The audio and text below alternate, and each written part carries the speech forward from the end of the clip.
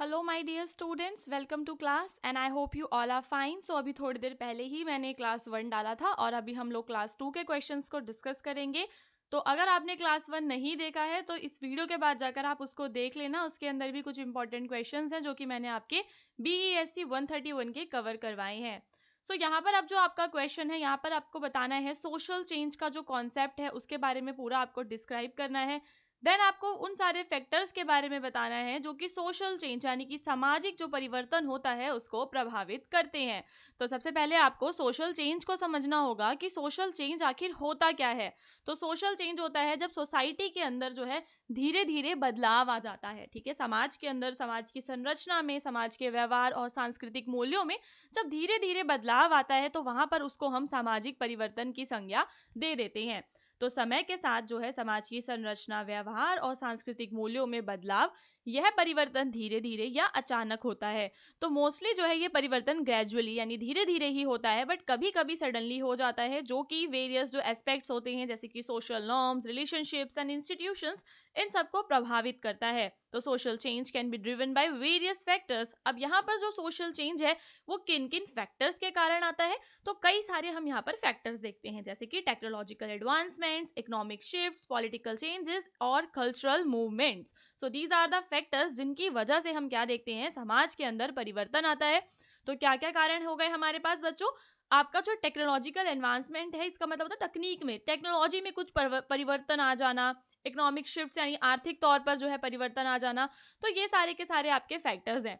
तो सबसे पहले क्योंकि क्वेश्चन ने आपसे कहा था कि that you have to explain the concept of social change, तो आपने यहाँ पर सोशल चेंज का कॉन्सेप्ट अच्छे से बताना है।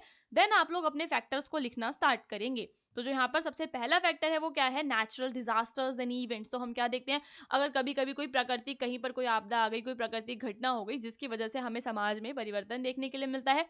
क्योंकि जब भी घटना, कुछ भी आपदा होती है तो वो क्या करती है, डैमेज करती है, लार्ज स्केल पर डैमेज करती है। और जो सोसाइटीज होती हैं उन्हें फोर्स करती हैं कि वो कहीं और जाकर रहें, फिर एक नया इंफ्रास्ट्रक्चर बनता है। तो ये सारी चीजें जो होती हैं यहाँ पर, जो प्राकृतिक आपदा है वो समाज में क्या करके करती है, परिवर्तन को लेकर आती है। फिर होते हैं आपके आर्थिक परिवर्तन। तो आर्थिक परिवर्तन जैसे कि औद्योगिकीकरण, वैश्वीकरण और आर्थिक संकट, ये सारे जो कारण होते हैं ये भी समाज के अंदर परिवर्तन लेकर आते हैं। जैसे कि अब हम क्या देखते हैं कि अगर कोई भी देश जो है डेवलप हो जाता है तो वहाँ पर जो सोसाइटी होती है वो अग्रेरियन से इंडस्ट्रियल बन जाती है, यानी कि जो लोग पहले कृषि पर ज़्यादा उनका फोकस था वो इंडस्ट्रीज पर शिफ्ट हो जाता है, औद्योगिक अर्थव्यवस्था बन जाती है, परिवार की संरचना में परिवर्तन आ जाते हैं। जो फैमिलीज पहले जॉइंट फैमिलीज हुआ करती थी वो न्यूक्लियर फैमिलीज बन जाती हैं, सोशल रोल्स में क्लास डिवीजन हो जाता है, ठीक है, अमीर गरीब के बीच का जो है। तो कई सारे जो आपके मतलब कि परिवर्तन है वो इकोनॉमिक चेंजेस जो है वो समाज में लेकर आते हैं।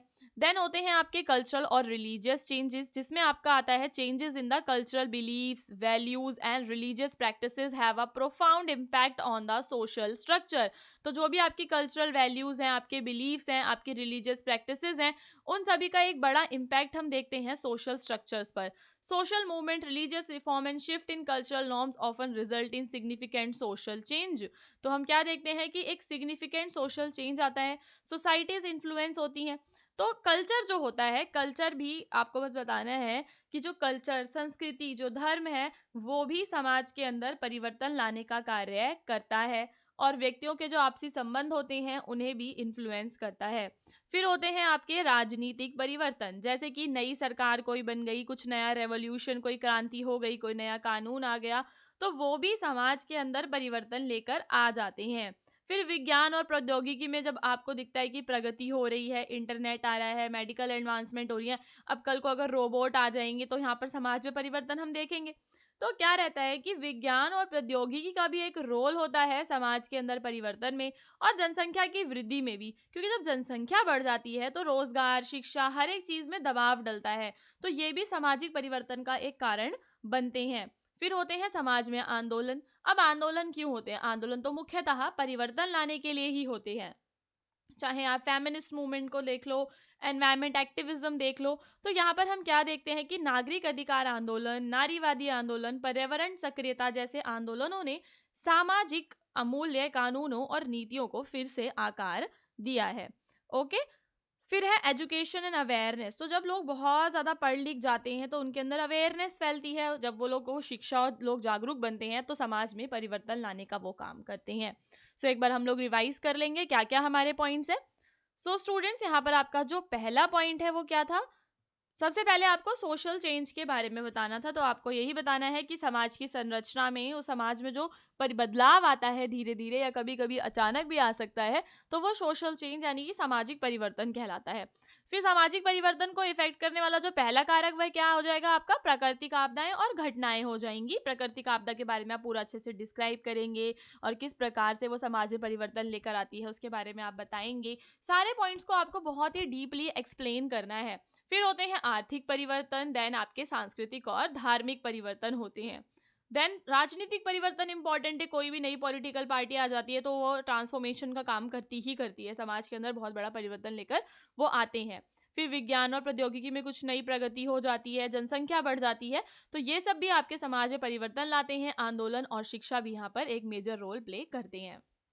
अब यहाँ पर आपको शॉर्ट नोट लिखने के लिए आ सकता है, जैसे कि आपको फेस टू फेस और ऑनलाइन एजुकेशन के बीच में डिफरेंस बताना है। सो स्टूडेंट्स, आमने सामने शिक्षा में क्या होता है कि जो छात्र और शिक्षक होते हैं एक शारीरिक कक्षा सेटिंग में व्यक्तिगत रूप से बातचीत करते हैं, आमने सामने बैठकर फिजिकली प्रेजेंट होते हैं क्लासरूम में। वहां पर हमें इमीडिएट फीडबैक देखने के लिए मिलता है, सोशल इंटरेक्शन देखने के लिए मिलता है, और लर्निंग एनवायरनमेंट बहुत ही ज्यादा स्ट्रक्चर्ड होता है। तो देखो, ये आप सभी को पता भी है, आप सभी स्कूल गए हैं तो उसके बारे में आप लोग बहुत अच्छे से डिस्क्राइब कर सकते हैं। फिर आप लोगों को ऑनलाइन एजुकेशन के बारे में बताना है। तो ऑनलाइन एजुकेशन डिजिटल प्लेटफॉर्म्स में होती है। स्टूडेंट और जो टीचर्स होते हैं वो कम्युनिकेट करते हैं through video calls, forms and digital tools. It offers flexibility in terms of time and location. तो यहाँ पर बस हमें क्या देखने के लिए मिलती है, फ्लेक्सिबिलिटी देखने के लिए मिलती है ऑनलाइन एजुकेशन के अंदर। और लेकिन सोशल इंटरेक्शन यहाँ पर हमें कम देखने के लिए मिलता है। फिर आपको इनफॉर्मल एजुकेशन सिस्टम के बारे में, यानी कि औपचारिक जो शिक्षा पद्धति है उसके ऊपर आपको एक शॉर्ट नोट लिखना है। औपचारिक शिक्षा पद्धति क्या होती है और अनौपचारिक अनौपचारिक क्या होती है। तो अगर आपको अनौपचारिक पे आ जाता है तो आप अनौपचारिक में बच्चों क्या बताएंगे। अनौपचारिक में आप बताएंगे कि जो बच्चा अपने घर में जो शिक्षा ग्रहण करता है, या फिर अगर कोई बच्चा किसी कम्युनिटी में कोई शिक्षा ग्रहण करता है, सेल्फ स्टडी करता है, तो वो सब उसका अनौपचारिक हो जाता है। ठीक है, जो प्रीवियस वीडियो थी उसके अंदर हमने इसको पढ़ा था, अनौपचारिक वाला। और फिर औपचारिक में क्या होता है, जब आप एकदम ट्रेडिशनली क्लासरूम में जाते हो, ठीक है, वो होता है। तो informal education refers to learning that take place outside the traditional classroom. It includes, हाँ सॉरी, इनफॉर्मली हम देख रहे थे। फॉर्मल वाला क्या हो गया, जब आप स्कूल जाते हो और स्कूल में शिक्षा लेते हो, वो फॉर्मल एजुकेशन है। और इनफॉर्मल क्या है आपकी, जब आप स्कूल से बाहर ट्रेडिशनल क्लासरूम से बाहर आ जाते हो और फिर ट्रेडिशनल जो क्लासरूम है उससे बाहर आप सीखते हो अपने खुद के लाइफ एक्सपीरियंसेस से, अपनी फैमिली से, कम्युनिटी एक्टिविटीज से, मीडिया से। तो यहाँ पर कुछ भी स्ट्रक्चर फॉलो नहीं होता, पर कोई ऐसा सिलेबस नहीं रहता। तो ये आपका इनफॉर्मल एजुकेशन सिस्टम है। क्योंकि जब हम फॉर्मल में देखते हैं तो एक विशेष पाठ्यक्रम का आपको पालन करना होता है, कुछ विशेष टॉपिक्स होते हैं जो आपको एक टाइम पीरियड में कंप्लीट करने होते हैं, तो वो आपका फॉर्मल हो जाता है। फिर जॉन ड्यूई के जो एम्स ऑफ एजुकेशन है वो आप लोगों को बता देते हैं। क्या पता ये आ जाए कि जॉन ड्यूई के अनुसार शिक्षा के क्या क्या उद्देश्य हैं। तो जॉन ड्यूई हैं, उन्होंने एम्फेसाइज किया that education should focus on the development of critical thinking. जो एजुकेशन है उसका फोकस किस पे होना चाहिए, व्यक्ति के अंदर क्रिटिकल थिंकिंग को डेवलप करने में, कि वो जो है आलोचनात्मक उसकी सोच हो, उसको समस्याओं का समाधान करना है और समाज के अंदर जो है सक्रिय भागीदारी हो उस व्यक्ति की।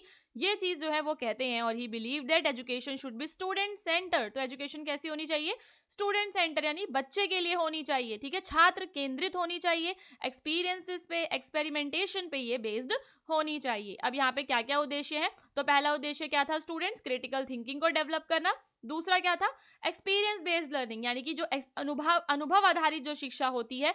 ठीक है, यानी कि आपको रट्टा नहीं लगाना है, कुछ भी मेमोराइज नहीं करना है, बल्कि एक्टिविटीज के द्वारा आपको सीखना है, ऐसा जॉन ड्यूई कहते हैं। और जो ड्यूई है वो बिलीव करते हैं कि जो एजुकेशन है वो स्टूडेंट्स को प्रिपेयर करे कि स्टूडेंट समाज के अंदर भी सक्रिय रूप से भागीदारी ले सकें। ऐसे कोई डरे डरे ना हो, बच्चों में कॉन्फिडेंस हो, किसी भी प्रॉब्लम को सॉल्व करना, प्रॉब्लम सॉल्विंग स्किल्स हो उनके अंदर, क्रिटिकल थिंकिंग हो, एक्सपीरियंशियल लर्निंग हो, इन सारी चीज़ों को वो फोकस करते हैं।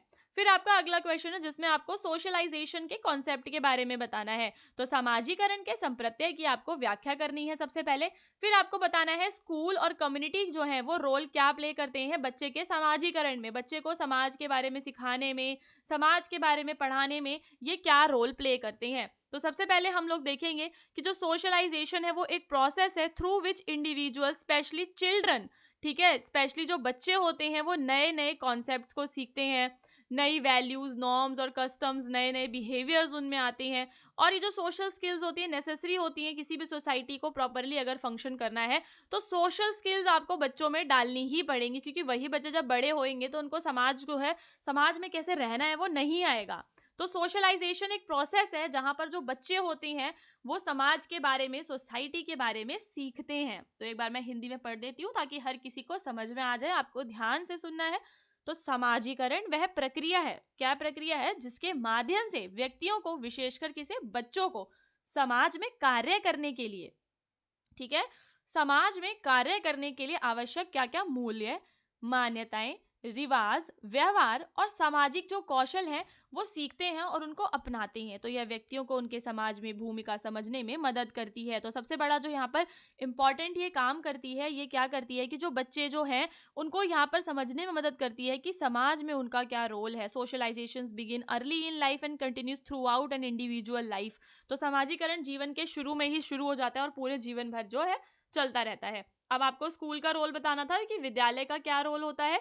तो स्टूडेंट्स, विद्यालय का तो बहुत ही इंपॉर्टेंट रोल है, ये तो आप सभी को पता ही होगा, क्योंकि विद्यालय ही एक ऐसी जगह होती है जहां पर जो बच्चे हैं एकेडमिक सब्जेक्ट्स तो पढ़ते हैं, साथ ही साथ जो इंपॉर्टेंट सोशल स्किल्स हैं उनको भी सीखते हैं। कौन कौन सी स्किल्स को सीखते हैं?